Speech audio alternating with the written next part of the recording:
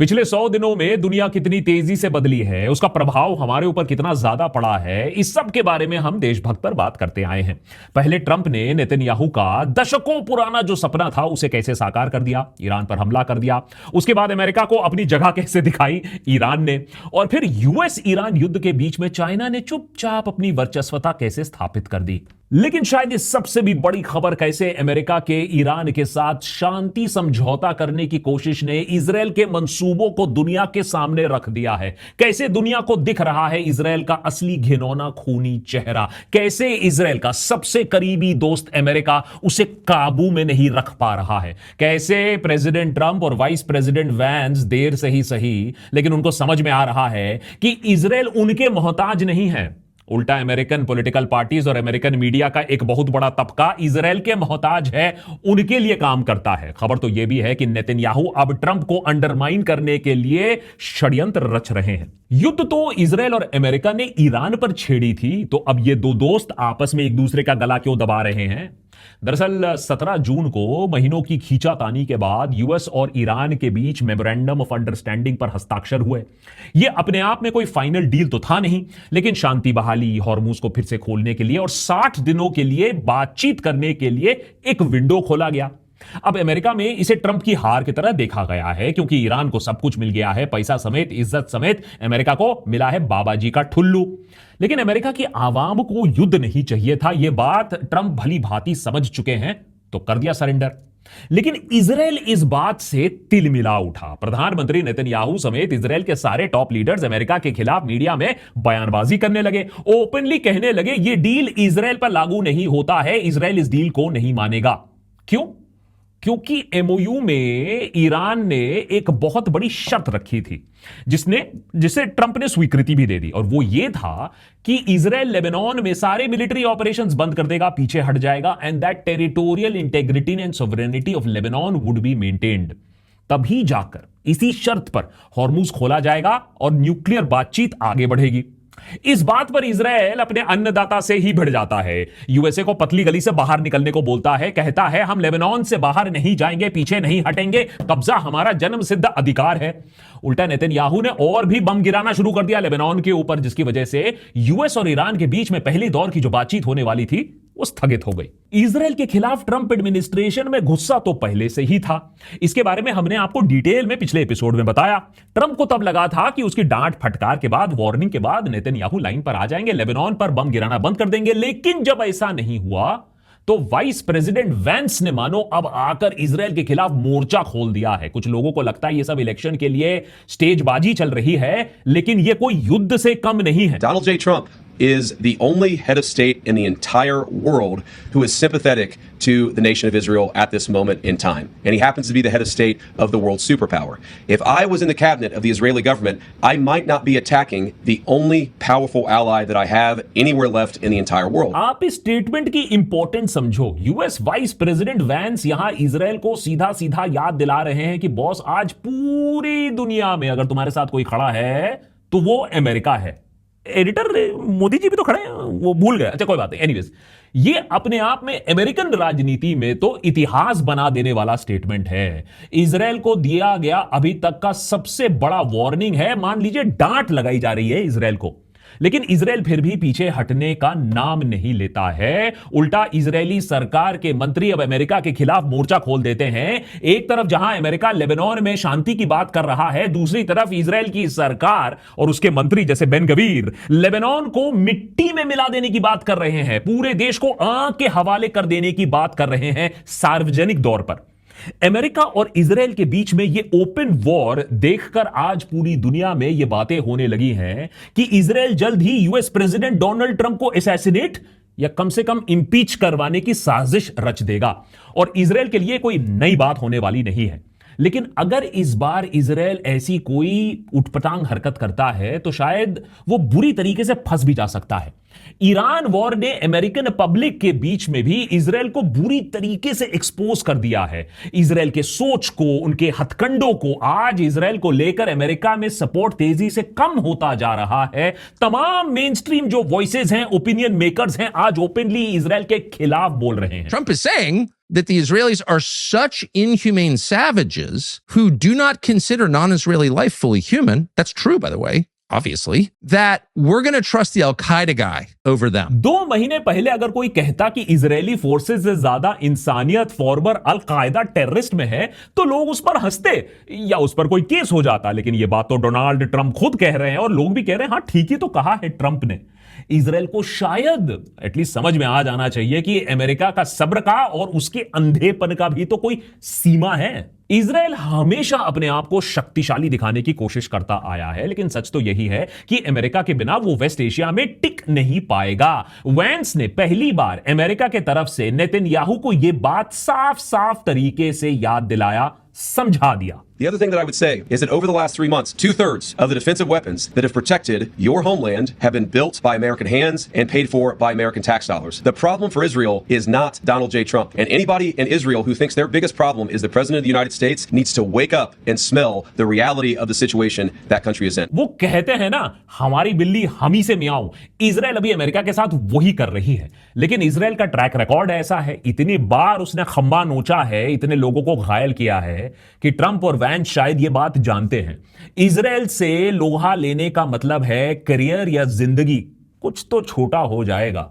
इसीलिए Israel Mossad के लिए वैंस ने एक संदेश भी दिया है कि सारी चीजों को आप गोली के थ्रू सुलझा नहीं सकते हो। What is your exact proposal? You're a country of 9 million people. You can't just kill your way out of solving every single national security problem that you have. तो क्या इजराइल के पास कोई भी पीस प्रपोजल है?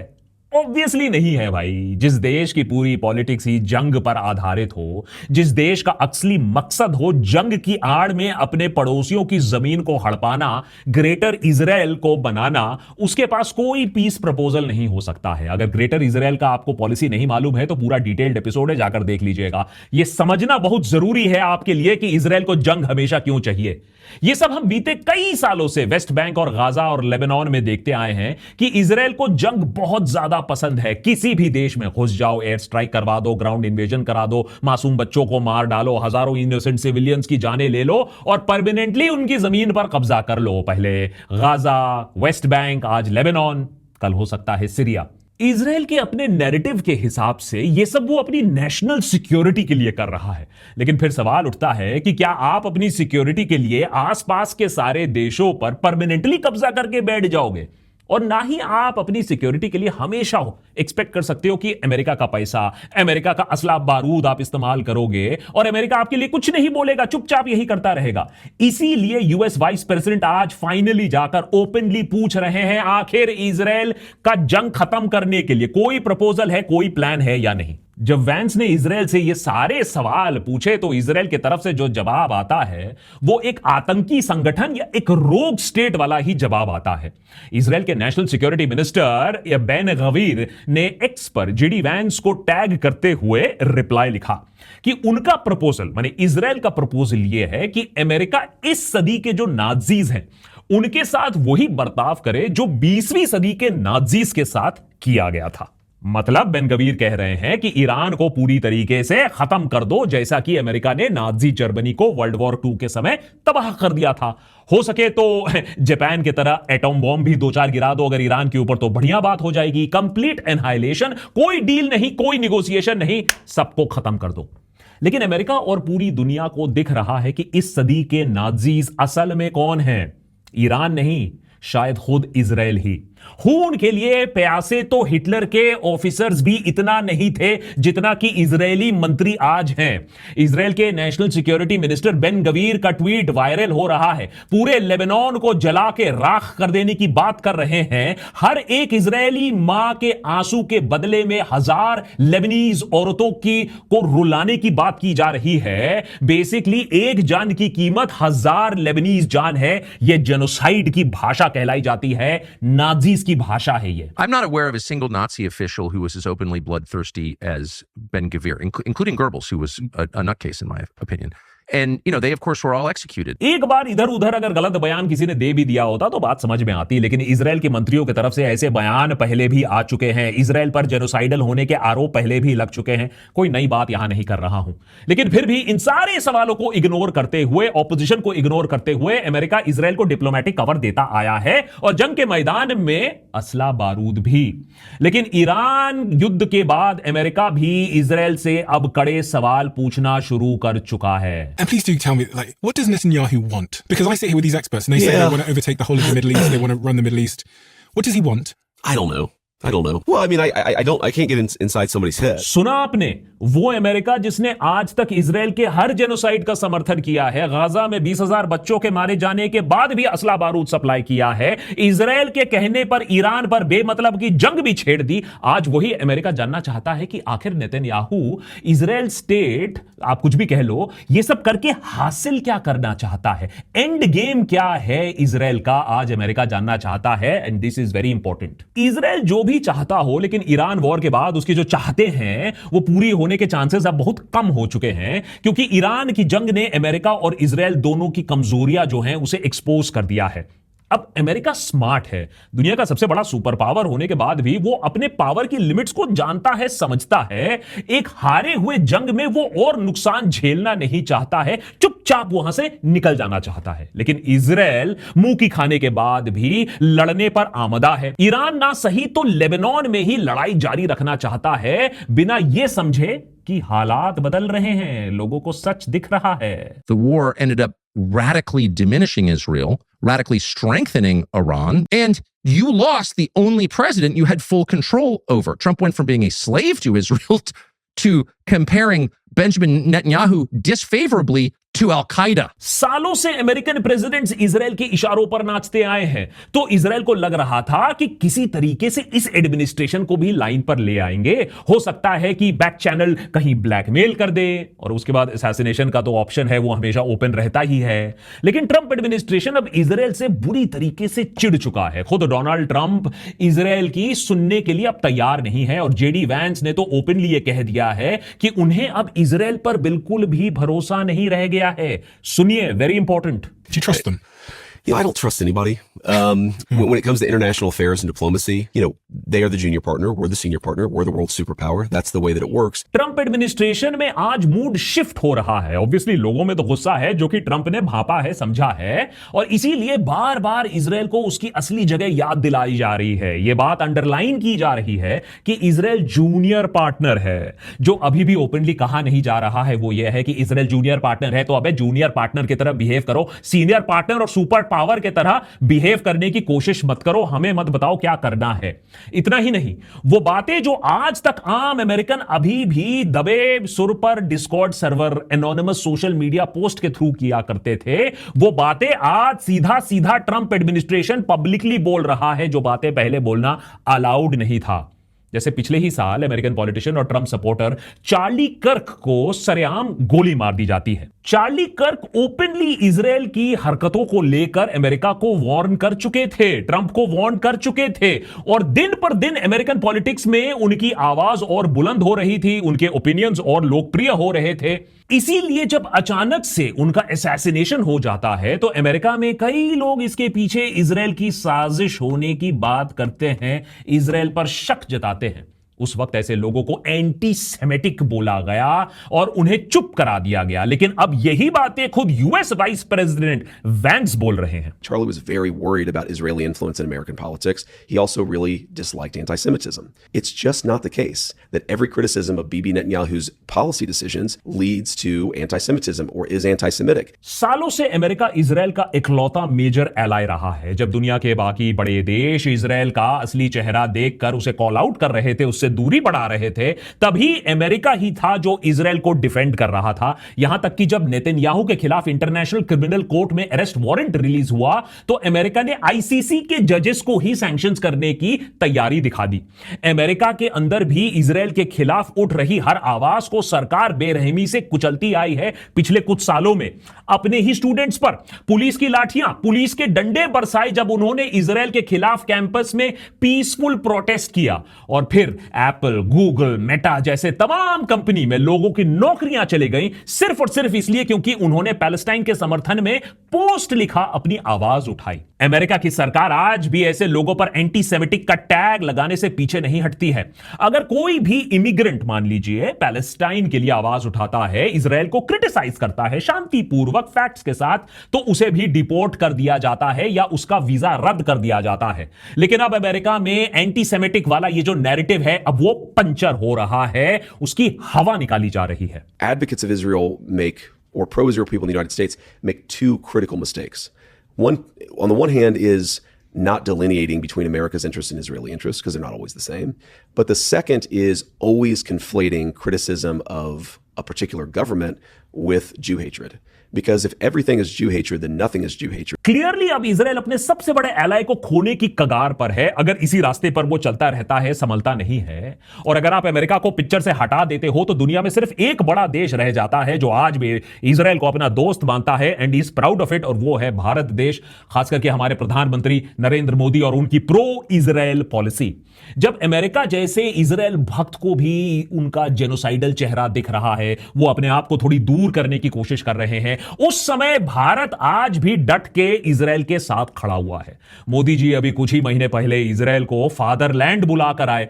बीते 3 महीने में Israel के इस जंग के वजह से भारत का काफी नुकसान हुआ है, इकोनॉमिकली काफी नुकसान हुआ है, फिर भी भारत सरकार ने नेतन्याहू के खिलाफ, इजराइल के खिलाफ एक शब्द तक नहीं बोला है। अमेरिका या चाइना जैसी बड़ी इकोनॉमीज के सामने मौन मोदी होना तो समझ में आ भी सकता है, लेकिन क्या हम इतने कमजोर हो गए हैं कि इजराइल जैसा देश जब जेनोसाइड करता है, लोगों को खुलेआम मारता है, तो हम सही को सही, गलत को गलत कहने की हिम्मत आज नहीं रखते हैं?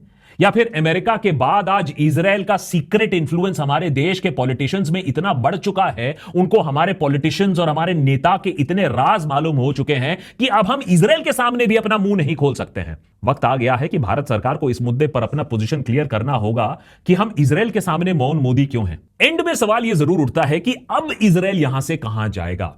अब देखिए, जो लॉजिकल ओपिनियन वही है कि इजराइल भांप ले कि भैया वक्त बदल गए हैं, जज्बात बदल गए हैं, तो वो अपने आप को टोन डाउन कर ले, कहीं ना कहीं कॉम्प्रोमाइज कर ले और आगे की फ्यूचर प्लानिंग करे। लेकिन दिक्कत यह है कि जितना रेडिकल हो गया है, जितना रोग हो गया है इजराइल और उसकी सरकार, क्या वो सुन सकते हैं? सुनने की शक्ति रह गई है, सिर्फ मारने की ही शक्ति रह गई है। वैंस इसी बारे में इजराइल को वार्न कर रहे हैं कि भैया उन्हें कहीं ना कहीं तो सुनना पड़ेगा अब। The Israelis, just like everybody else, have to respect this peace process. We seem to be right on the cusp of a major breakthrough in the agreement, and then all of a sudden there's a major explosion that goes off in a civilian population center in Beirut, and a lot of people who have nothing to do with Hezbollah lose their lives. तो Israel अब भी ये हथकंडे अपनाने की कोशिश तो जरूर कर रहा है कि हम सबोटाज कर दें पीस प्रोसेस को। अमेरिका ये बात देख रहा है, समझ रहा है। क्या ये हो सकता है कि अब इजराइल अटैक लॉन्च कर दे सीधा अमेरिकन पॉलिटिशियंस के ऊपर ही?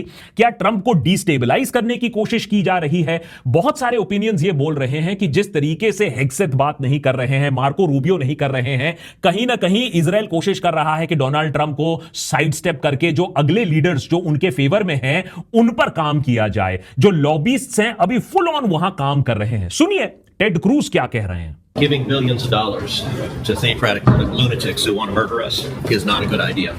I think the president, unfortunately, is receiving bad advice from the state. अब यहां मैं आपको यह बता दूं कि ये कोई विपक्षी नेता नहीं बोल रहे हैं, ये कोई डेमोक्रेट लीडर नहीं है, ये ट्रंप के अपने रिपब्लिकन कैंप के मेंबर हैं, ट्रंप के काफी बड़े सपोर्टर भी रह चुके हैं, और ये आज इजराइल के लिए ट्रंप के खिलाफ खड़े होकर खुलेआम बात कर रहे हैं। दरअसल इजराइल सालों से American Israel public affairs committee यानी एपैक के जरिए ऐसे ही नेताओं को बहुत सारा पैसा, मिलियंस ऑफ डॉलर्स की इलेक्शन फंडिंग देते आए हैं। ये लोग भले ही अमेरिकन पॉलिटिशियन हो, अमेरिकन इंस्टीट्यूशंस में सर्व कर रहे हो, लेकिन पैसा इजराइल से आ रहा है, इनका दिल भी इजराइल के लिए ज्यादा धड़कता है। डेटा के हिसाब से 2024 के इलेक्शंस में एपैक ने टोटल $127 मिलियन की इलेक्शन फंडिंग दी थी, जो डेमोक्रेट्स को भी गई थी, रिपब्लिकन कैंप में भी गई थी, और जो अमेरिकन पॉलिटिक्स को जकड़ के पकड़ी हुई है। इतना सॉलिड इनका होल्ड है अमेरिकन पॉलिटिक्स में। तो अब ये देखने की बात है कि ये जो इतना सारा पैसा इन्होंने डाला था, अब ये पैसे की भरपाई करेंगे, वसूली करेंगे, ट्रंप के खिलाफ एक मोर्चा खोल देंगे, या फिर ट्रंप और वैंस सक्सेसफुल होंगे इजराइल को पीछे ढकेलने में और कहीं ना कहीं शांति बहाली में। पूरे देश और दुनिया की देखिए किस तरीके से जियोपॉलिटिक्स बदल रही है, और इस बात पर अब ये सारी चीजें टिकी हुई हैं कि क्या शांति हो पाएगी, क्या इजराइल शांति होने देगा, या इजराइल अपने आप को दुनिया का सबसे बड़ा रोग स्टेट दिखलाएगा जो शांति के लिए कभी भी राजी नहीं होगा।